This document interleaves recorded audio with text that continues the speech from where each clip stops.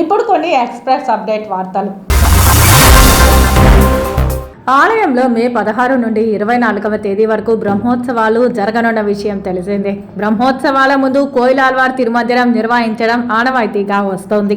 ఈ సందర్భంగా ఉదయం 6:30 నుండి 9:30 వరకు కోయిలాల్వార్ తిరుమందిరం చేపట్టారు. ఇందులో భాగంగా శ్రీ గోవిందరాజ స్వామి వారి సన్నిధి, శ్రీ పార్థసారథి స్వామి వారి సన్నిధి, శ్రీ ఆండాల అమ్మవారు, శ్రీ కళ్యాణ వెంకటేశ్వర స్వామి, శ్రీ పుండరీకవల్లి ఆలయ ప్రాంగణం, గోడలు, పైకప్పు, పూజా సామాగ్రి తదితర అన్ని వస్తువులను నీటితో శుద్ధి చేసిన అనంతరం నామకోపు, శ్రీచూర్ణం, కస్తూరి పసుపు, పచ్చాకు, గడ్డ కర్పూరం, గంధం పొడి, కుంకుమ, కిచిలిగడ్డ తదితర సుగంధ ద్రవ్యాలు కలిపిన పవిత్ర జలాన్ని ఆలయం అంతటా ప్రోక్షణం చేశారు.